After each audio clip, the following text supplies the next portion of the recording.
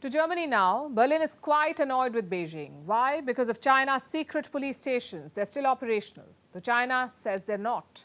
It said it shut down such facilities in February. Also, China doesn't call them secret police stations, it calls them service stations. Either way, it assured Germany that such stations had been closed. So Germany decided to check, and it found that China was lying. The Interior Ministry spokesperson has issued a statement. Let me quote from what has been said. The security authorities continue to assume that there are two so-called overseas police stations in Germany. How do you think China responded to this? With another denial. The Chinese embassy in Berlin has issued a statement. You can see the translation on your screen. Let me give you the highlights of this. These volunteers are simply dedicated overseas Chinese, not Chinese police officers. There are also no so-called police stations or overseas police service centers. These voluntary offers of support have been discontinued. We can expect that the German side will deal with this objectively and leave no room for further speculation. There were also the usual declarations of China respecting international law and sovereignty. Now, China would have you believe that all of this is harmless, that these stations have no sinister agenda. They're just outposts to help Chinese citizens abroad, but no one's taking their word for it. The world sees these stations for what they really are, centers to intimidate Chinese dissidents. They're set up in areas with a sizable Chinese diaspora, and they act like Beijing's dirty work departments. They perform tasks that are too shady for diplomats, like tracking down dissidents, intimidating them to go back to China. And there are many such people all over the world. Those who opposed the communist regime and had to flee China. Those who had politically motivated cases against them.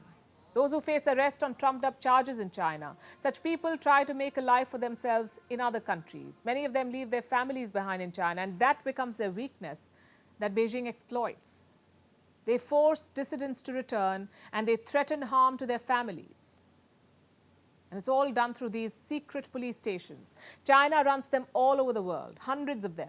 The first reports about these came out last year. Many countries woke up to this fact. They decided to take action. Last October, a German spokesperson made a bold declaration. I'm quoting again. The federal government does not tolerate the exercise of foreign state authority, and accordingly, Chinese authorities have no executive powers on the territory of the Federal Republic of Germany. It's been more than 6 months since, but China's secret police stations are still around. How? They've apparently gone mobile. Yesterday, a spokesperson said that the stations are, quote-unquote, usually not fixed stationary offices, but mobile facilities. So basically, Chinese intimidators on wheels. How lovely. This adaptability is why countries are struggling to shut these stations down. When under the scanner, the secret Chinese police stations just up and move. And according to the US, they also purge their data. Last month, we told you about 2 arrests. 2 Chinese secret police officials were arrested in the US. On what charges? Obstructing justice by destroying evidence of their communications. Basically, erasing the data. You see how it can be difficult to dismantle the insidious Chinese operation.